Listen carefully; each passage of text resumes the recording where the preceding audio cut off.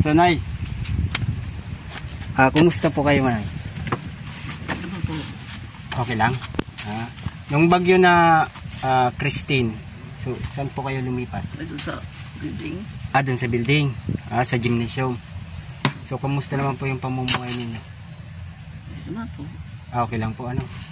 So Tay, ano po yung kalagayan mo? May haplos. Anong sakit? Rheuma. Rayuma. So ayan mga katropa, bali si Tatay Nestor ay may sakit na rayuma, ngunit kung titingnan po natin ay hindi po sila makalakad.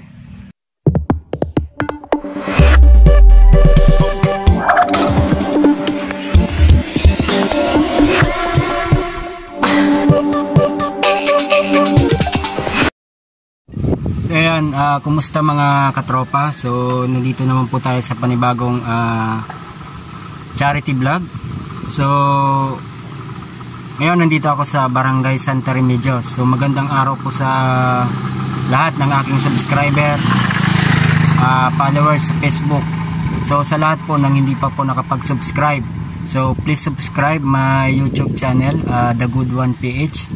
At syempre follow na rin po kayo sa aking Facebook account na Mervs Cornes. So ayan mga katropa, so nandito na po tayo sa Barangay Santa Remedios, kung saan bibisitahin natin yung matagal na natin dapat pinuntahan. So ngayon lang tayo nagkaroon ng pagkakataon dahil may nagmalasakit din na secret sponsor natin. So mabibisita na natin yung dalawang matanda na nakatira sa gitna ng taniman. So titingnan po natin yung kanilang kalagayan pagkalipas ng ilang araw nung bagyong Christine. So interviewin po natin. So according dun sa impormasyon, so napagtanong-tanong ako. So ang pangalan daw ni Tatay, si Tatay Nestor, tsaka yung si Nanay Marites. So si Tatay Nestor daw ay isang lumpo. So parehas na po silang matanda. So ngayon mga katropa, so sa mga gusto po magpaabot ng tulong, so willing po ang aking channel na magtanggap na kahit ano po. So basta bukal po sa inyong kalooban, at lalong lalo na po yung mga may sobra po dyan. So para ma-share naman po natin sa ating mga kababayan na hindi po masyado naabutan ng tulong. So samahan nyo po ako mga katropa sa aking paglilibot doon sa dalawang mag-asawa. At kukumustahin po natin kung ano ba yung kalagayan nila. So shoutout nga pala kay Ma'am Gina Johnson. So ingat-ingat po kayo madam.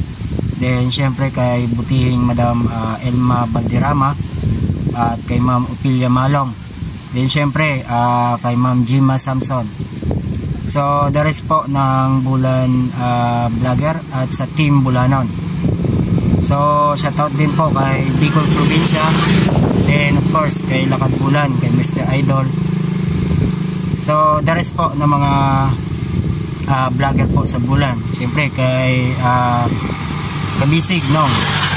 Ayan, shoutout po sa iyo. Kay Padipards. So sa lahat din po ng mga vlogger po sa Bulan. So kung nais nyo pong tumulong, willing po na tumanggap po ang aking channel. So maya maya samahan nyo po ako para tingnan yung kalagayan ng dalawang mag-asawa. So dito na muna po tayo at samahan nyo po ako. So ngayon mga katropa, so nandito na po ako ngayon sa lugar ni na Tatay Nestor tsaka ni Aling Marites. So alamin po natin yung kalagayan nila. So bali nilalakaran ko po yung ito mga damo. Ayan o. Ito yung taniman nila na kung saan ayon nga sa source natin, hindi na masyado tinutubig. Ayan. So napakaganda dito sa lugar na ito kasi nga may makikita tayong Japanese tunnel. Ayan, yung tawagin dito sa Bulan, Irip. Isa ito sa connection ng Pareis Japanese tunnel. Then syempre yung sa barangay San Francisco Pulot. Tapos doon sa Sitio Layuan. Ayan. So ipapakita ko muna sa inyo kasi malapit lang ito sa bahay ni Juan, Tatay Nestor tsaka Aling Marites. So yan po.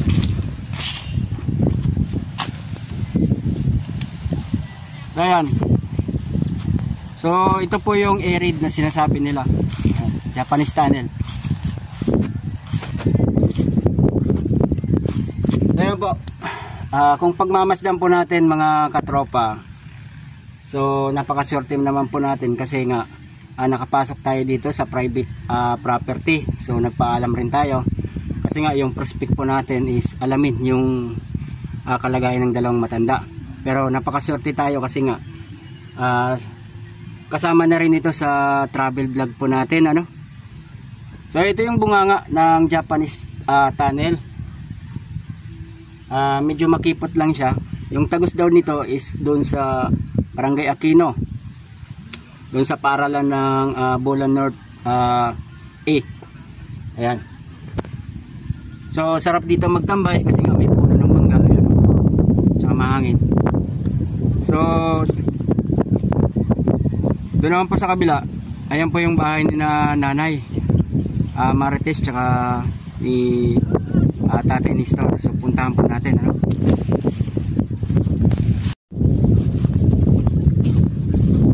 Ayan, papunta na po tayo sa bahay ni Aling Marites. Ayan, may mga baka sila dito. Ayan. So halos kung tutusin napakalawak. Ayan. Ayan mga katropa, nakapalawak ng lugar na kinatatayuan ng bahay ni Aling Marites. Yan. Yan po yung paaralan ng Bulan National High School. Doon yung katabi naman is yung Sorsogon State College. Yan. So tara, kumustahin natin sila.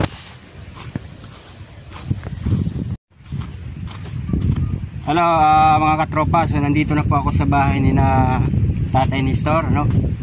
Tsaka ni Aling Marites, ano? So Nay, kumusta po kayo, Nay? Ano po? Okay lang?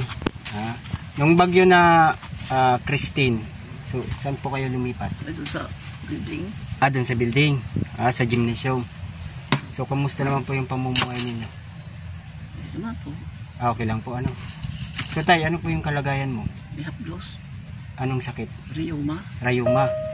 So ayan mga katropa, bali si Tatay Nestor ay may sakit na rayuma, ngunit kung titingnan po natin ay hindi po sila makalakad. So si Aling Marites naman, so Nay, ano po yung trabaho mo po? Dito na sa gulayo. Gulayo. Nakakapagkuha siya? Yun mga katropa, si Aling Marites ay medyo mahina yung pangdinig niya, ano. So nakakaawa naman po silang dalawa. So ito po yung barong-barong bahay po nila. So pasalamat po tayo kasi nakarating po tayo dito. So sa lahat po na gusto pong tumulong, so kumakatok po yung aming pintuan, lalong-lalo na po si Tatay Nestor na hindi po sila di po siya makalakad, at lalong-lalo na po na may iniinda na sakit. So si Nanay Marites naman, medyo mahina yung kanyang pagdinig.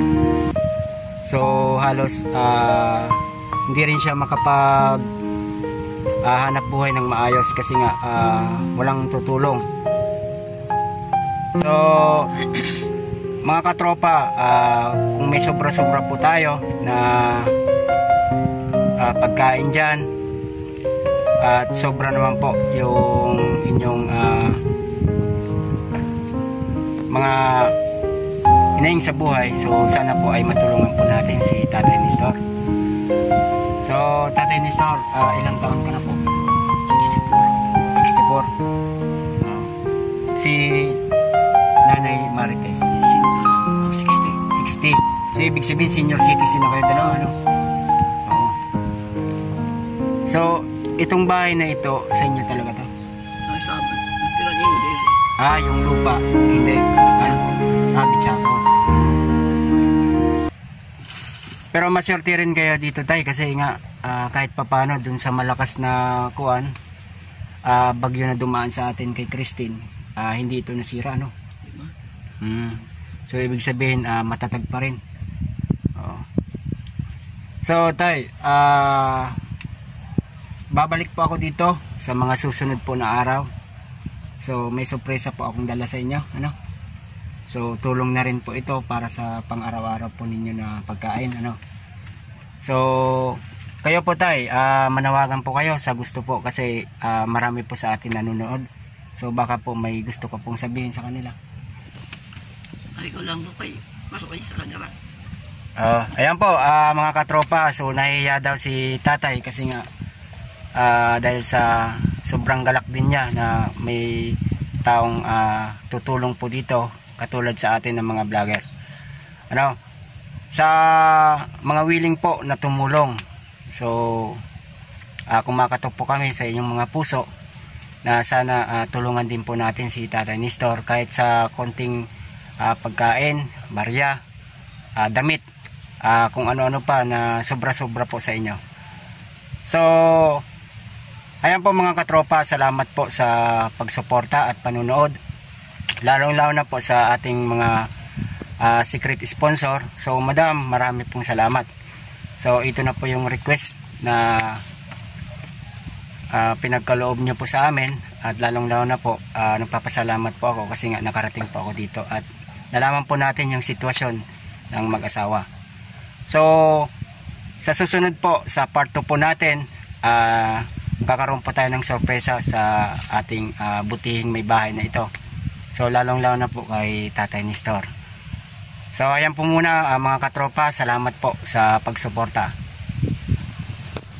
Kaya mga katropa, so matapos po natin interviewin si Tatay Nestor Gocoyo sa kanyang kapansanan at syempre yung kanilang katayuan. So ito po yung barong-barong bahay po nila. So buti lamang at pasalamat kasi nga sa nagdaang bagyo ni Christine na sobrang lakas, hindi po ito nasira. Kasi kung nasira po ito, wala na po silang tahanan. So ngayon po mga katropa, kung pagmamasdan po natin is ito ay bahay kubo lamang. Ngunit sa loob po nito ay may dalawa pong matanda na halos senior citizen na po sila. Yung isa po si Aling Marites, hindi po nakakadinig, ano. Then si Tatay Nestor naman ay may kapasanan po siya, so rayuma, at may bukol-bukol na rin sa kanyang mga katawan. So medyo mahirap na rin po yung kanyang kalagayan sa paggalaw-galaw. So kumakatok po uli yung aking channel na sana kung may mga sobra po kayo, so sana po ay mapuntahan po ninyo at matulungan po si Tatay Nestor. So maglilibot-libot po tayo para makita po natin yung bahay po at itsura po nito, yung katayuan po ng pamumuhay po nila. So ngayon may taniman po sila dito ng mga saging, ngunit nagsitumba na po dahil nga sa lakas ng hangin doon sa bagyo ni Christine.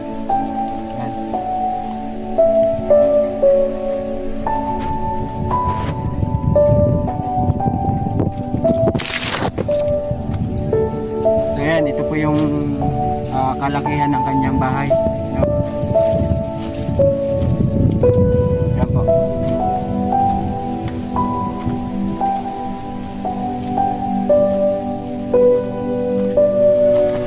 So kung pagmamasdan po natin mga katropa, bali nasa gitna po ito ng napakalawak na taniman. So ayon daw dito is nasa 20 years na sila nakatira dito. So wala po silang malilipatan, kaya nga nag-steady pa sila dito. So hindi po ito kanilang lupa. So bagkus yung bahay lamang. So ngayon sa mga susunod po na araw, mga katropa, ay babalikan po natin yung mag-asawa para bigyan po natin ng kunting ayuda para sa kanilang pang-araw-araw na pagkain. So hanggang dito na lang po tayo mga katropa. Sa susunod po ay samahan niyo po ulit